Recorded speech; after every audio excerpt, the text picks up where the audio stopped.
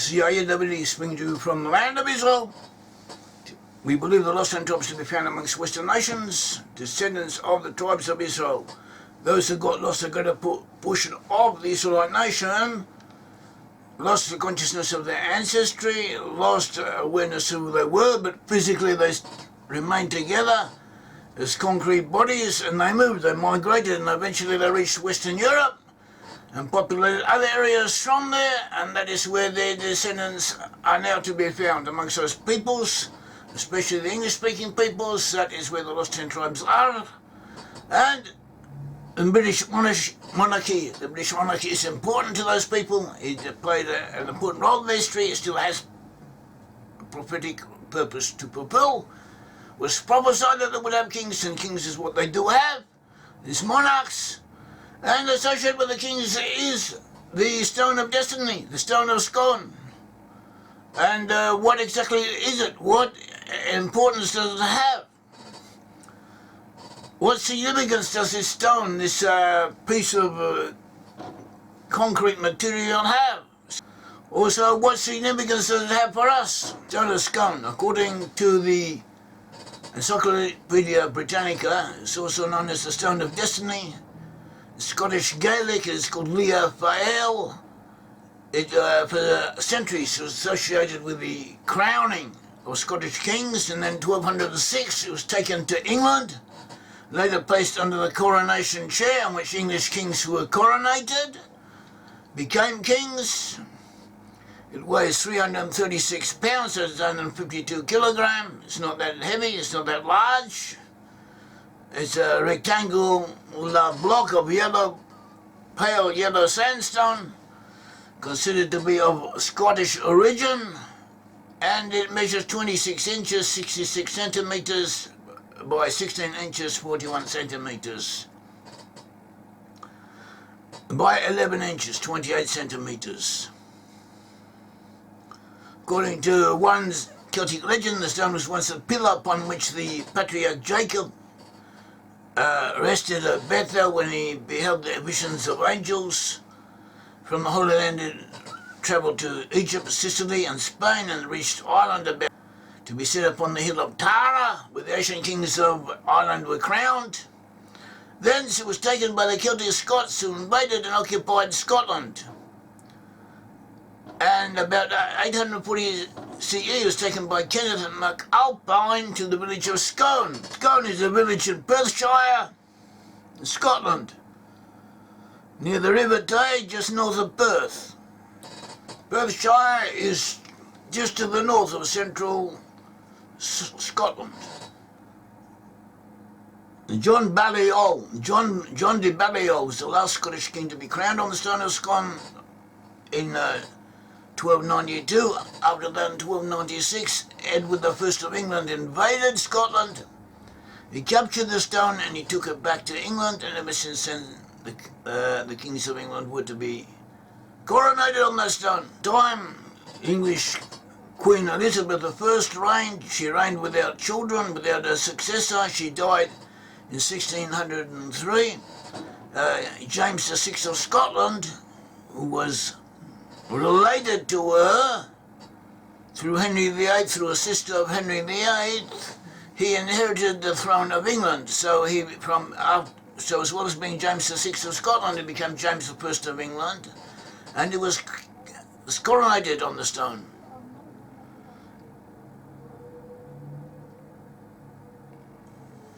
In 1915, Scottish nationalists stole the stone from Westminster Abbey, took it back to Scotland. Later it was recovered and restored to the Abbey. In 1996, the British government returned the stone to Scotland, but Scotland lends it to England for the sake of coronations. So what significance does it have? What significance does this stone have? This stone, in effect, regardless of what its true origins are, there are legends about it, associations with it.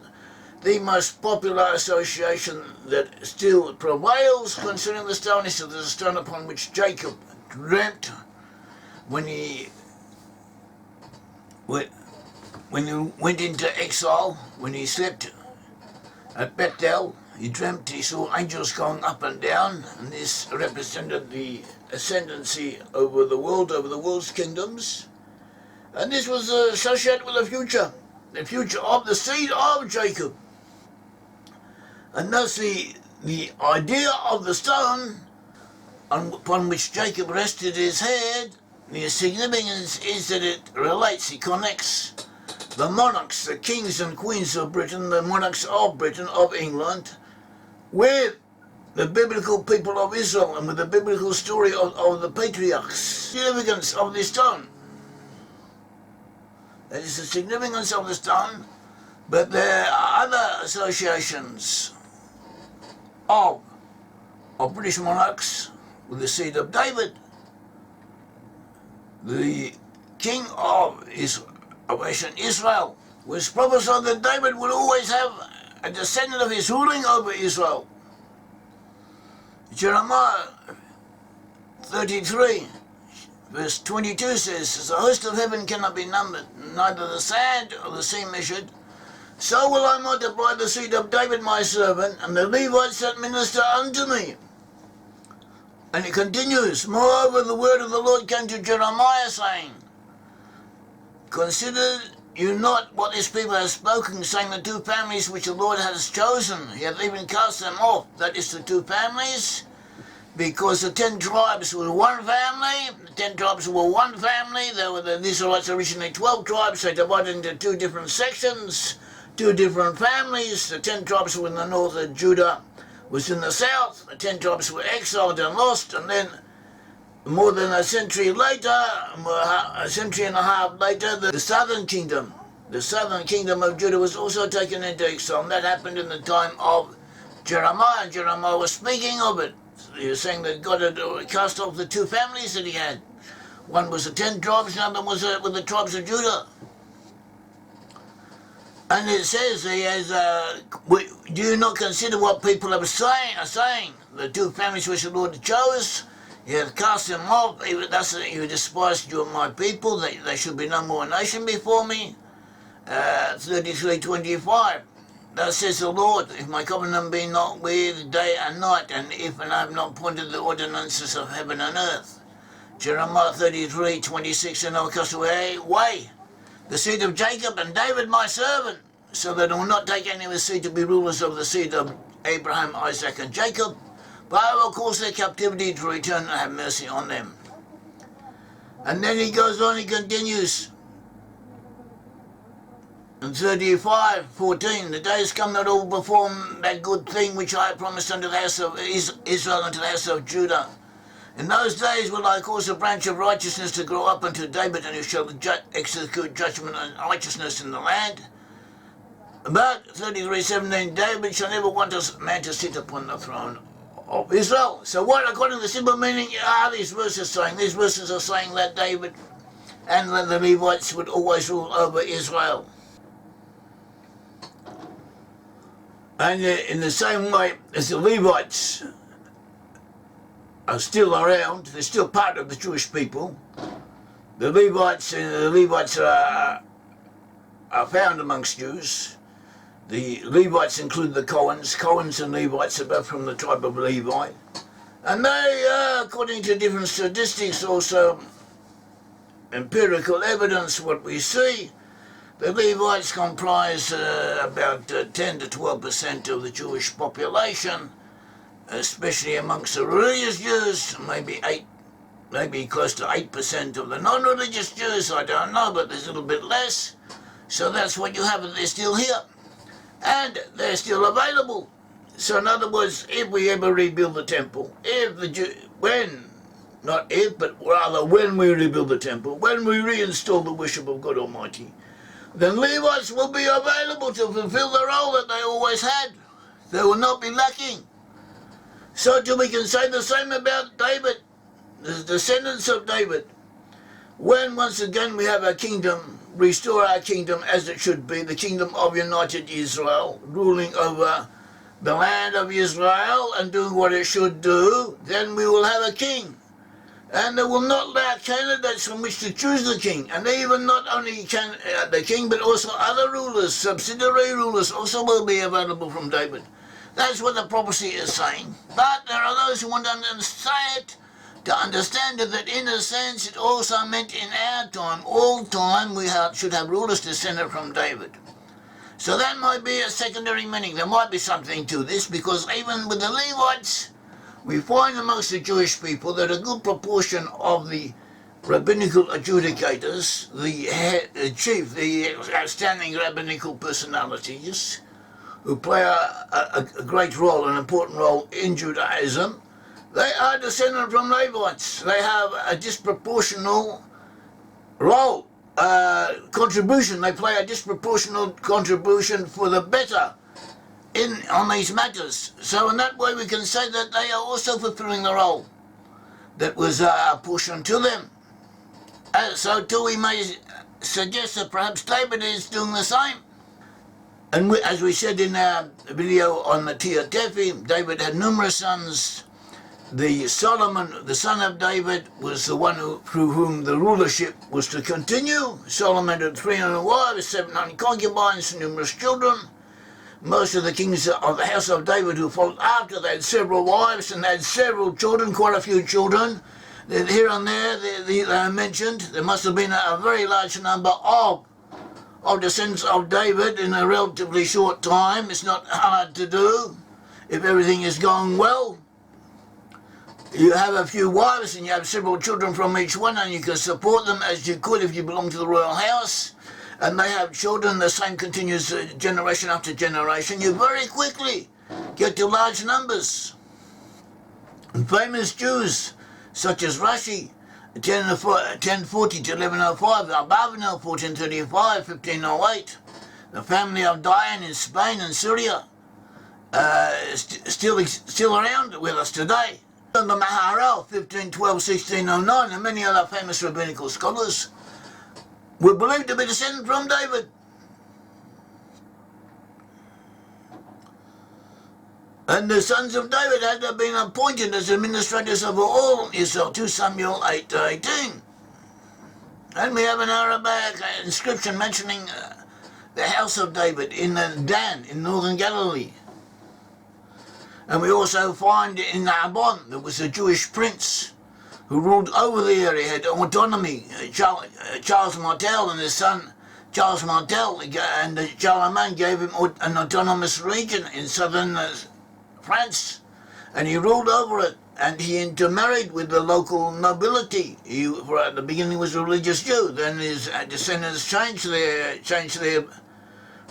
adopted the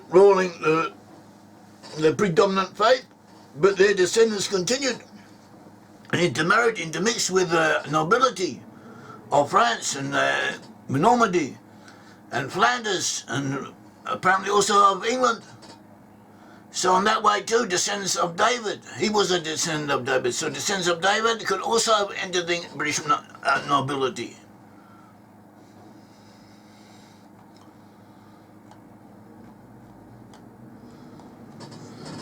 We also find legends or traditions amongst the Khazars who converted Judaism, that they too had a ruler descended from David. And numerous ways in which descendants of David could still be around and could be quite numerous and could still be with us. Many genealogists, people who trace family history, they say that numerous presidents of the USA belong to British and Irish royal lines, and that they're related to British monarchs to a disproportionate degree, and there's something to this. Also, Ronald Reagan was an Irish storyteller, and he too had traditions, and he may have come from Irish kings. And he believed that his family was descended from Israel.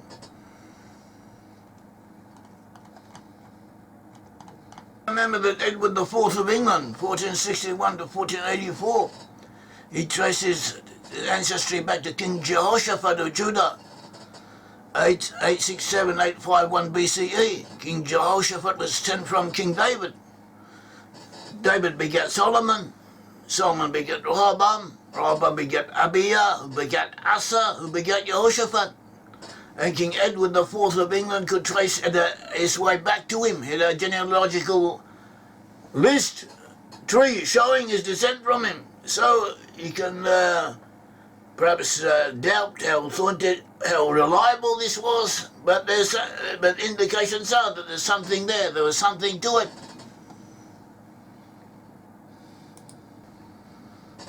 And people wanted to believe it. People believed it because they wanted to. The English people wanted to believe that they were somehow or other associated with the tribes of Israel, with the children of Israel. And especially their monarchs. They identified with their monarchs. And if their monarchs were descended from David, so they too in a way were as well. And this was important to them. And the Stone of Scone represented this sentiment that they had.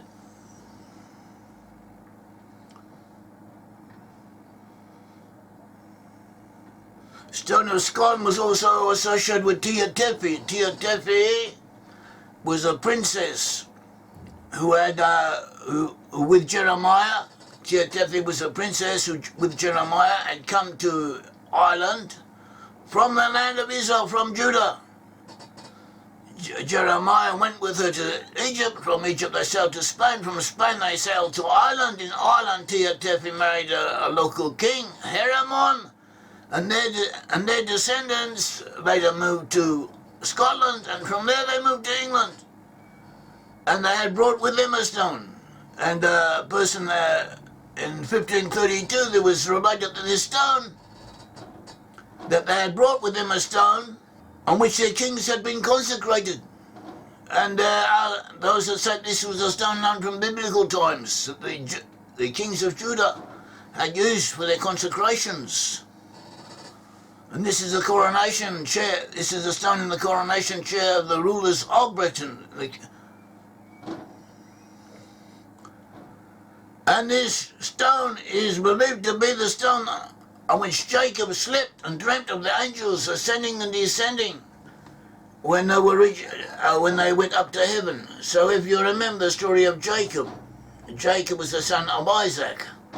Jacob had Abraham, Isaac, and Jacob. Jacob had a twin brother named Esau. Jacob and Esau were two twin brothers. Esau technically was the elder of the two.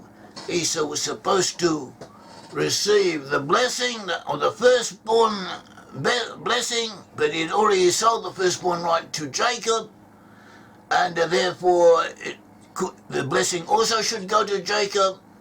But Isaac was not aware of this, and he had not been told about it, so Isaac told Esau to go out and hunt venison, to go out and hunt a deer or something for him, and to prepare food and that he may feel good, and to be able with a full heart to bless him, because he thought the end was near for him.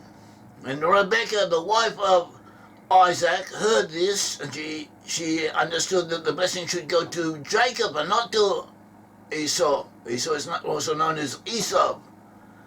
So she told Jacob to pretend to be Esau and to dress himself up like Esau and to go in and receive the blessing, and he did, and so he received the blessing from Isaac instead of Esau, and he was blessed with ruling over other nations and becoming a powerful and mighty people on the face of the earth, and doing good and receiving numerous benefits.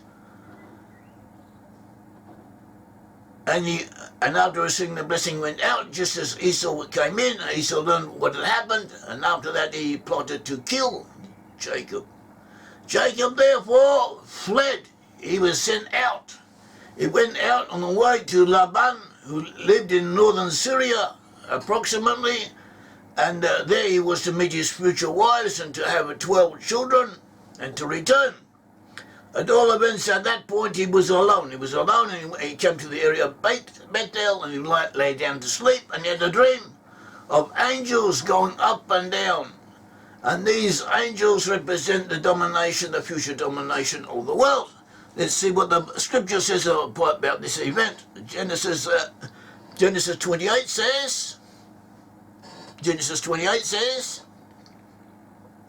then Jacob departed from Beersheba and went toward Haran. He came to a certain place and spent the night there, because the sun had set, and he took one of the stones to the place and put it around his head and lay down in that place. He had a dream, and behold, a ladder was set on the earth with its top reaching to heaven. Behold, the angels of God were ascending and descending on it. And behold, the Lord stood above it and said, I am the Lord, the God of your father Abraham and the God of Isaac. The land on which you lie I will give it to you and to your descendants. Your descendants will also be like the dust of the earth. And you will spread out to the west and to the east and to the north and to the south, and you and your descendants shall all the families of the earth be blessed. That was the purpose of the blessing given to Jacob, that in him all the families of the earth would be blessed. The task of Jacob was to uplift the peoples of the earth. And Jacob awoke from his sleep and said, surely the Lord is in this place, and I did not know it. He was afraid and said, how awesome is this place? It's none other than the house of God, and this is the gate of heaven. So Jacob rose early in the morning and took the stone that he had put under his head, and he set up as a pillar, and he poured oil on its top. And he called the name of that place Bethel, and where previously the name of the city had been Luz. Then Jacob made a vow, saying, if God will be with me and will keep me on the journey that I take, and will give me food to eat and garments to wear, and I return to my father's house in safety, then the Lord will be my God. And this stone which I have set up as a pillar will be God's house. And of all that you give me, I will surely give a tenth to you. That was the blessing and the promise that Jacob said. According to the Midrash, Tanchuma, this dream concerned the potential future ruler of the world, and the saving of Jacob's seed from afar and from their captivity, the land of their captivity, Jeremiah 30:10, meaning, according to the commentators there, Gaul, that is France, and the area attached to France, which could also encompass the British Isles, and from España, Spain, and from their neighbours. Now we have a principle, keep away from the fulsome matter.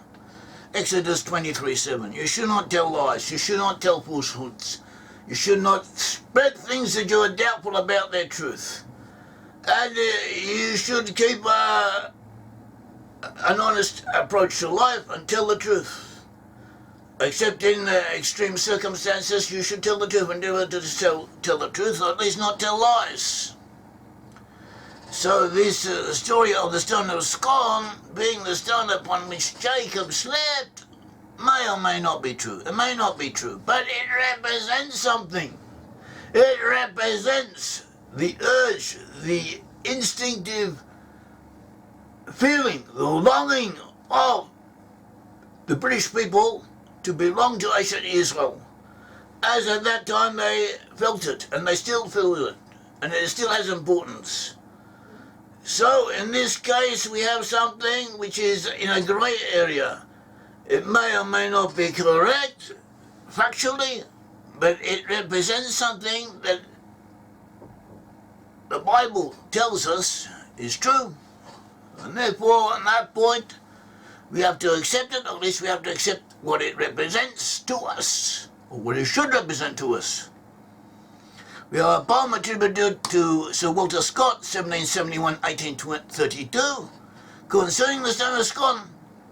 And he says, unless the fates are faithless grown, and prophet's voice be vain, whoever is found this sacred stone, the wondrous God, the wondrous race shall reign. The word for wonder is Scott, and Scott is Scott, and Scott, meaning wonder, is also a literal translation of the word Hebrew. Hebrew also means wonder, move around from one place to another. That's where you also get the word over in English. Over and other. They come from the Hebrew root, over and over, which gives us Ivri, meaning Hebrew, someone who wanders around. Shed's Chronicles 1577-1587, concerning the event when King Edward I in 1290 took the stone from Scotland and wanted to take the stone. And why did he take the stone and bring it back and put it in the coronation chair? Because the Scots, the people of Scotland at that time, claimed this was the stone whereupon Jacob slept when he fled to Mesopotamia. So this is an ancient belief. It has something, it instinctively belongs to something. It is a principle. It is representative of something. John Tully, to 1772, said the fatal stone, the Liak file, as it's called, was the stone on which the Supreme Kings of Ireland used to be inaugurated in the time of Hellenism on the hill of Tara. It was superstitiously sent to confirm the Irish colony in the north of Great Britain, where it was continued as the coronation seat of the Scottish kings ever since Christianity, till in the year 1300, that is 1296 according to our dating. King Edward I of England brought it from Scone, placing it under the coronation chair at Westminster, and there it still continues. I'd almost forgotten the date of this, now called by the vulgar Jacob's stone, as if this had been Jacob's pillar at Bethel. So it was associated with rulership, with coronation, and with Jacob, the stone upon which Jacob slept and had his dream. W. Watmore in Sule Britannica in 1913 says that in a sense the British Isles from a geographical astronomical point of view are considered the steps leading up to heaven, and this is and he associates this with the dream of Jacob. So there may also be something in this.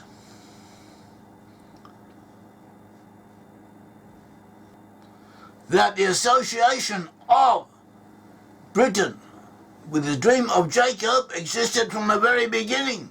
It was known in studies of astronomy and of geography and of the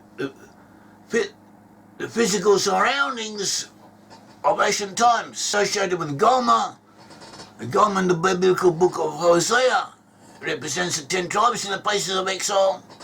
It also Gomer also represents in the book of Bereshit, chapter 10, descendants, a branch of the descendants of Japheth, and it appears that the descendants of Japheth became the Celtic and some of the Germanic peoples, and the last 10 tribes, when they moved northwards, were attached to them, amalgamated with them, confederated with them, though retaining something of their individuality, remaining separate all the same, but taking in much of their culture and their speech and their attitudes, until the time comes for them to separate themselves once more.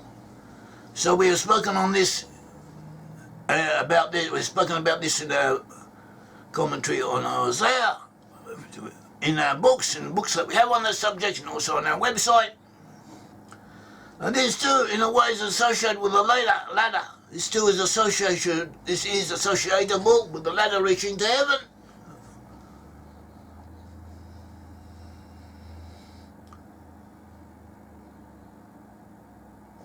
So as we said, whatever the stone really is, wherever it really comes from, there even claims that there was a stone like that in Ireland, but it was switched for another stone which was taken to Scotland. And then in Scotland it was switched again, and then the English came along and took the wrong stone and brought it back. It doesn't really matter. It would be nice if we knew. It would be nice if we knew and it was a real thing, but even not, it is perhaps in a sense even more significant that they took this stone and attributed to it a significance that corresponds with their ancestral, innate, instinctive understanding that they too are descended from the tribes of Israel. Thank you, may the Lord God of Israel bless you.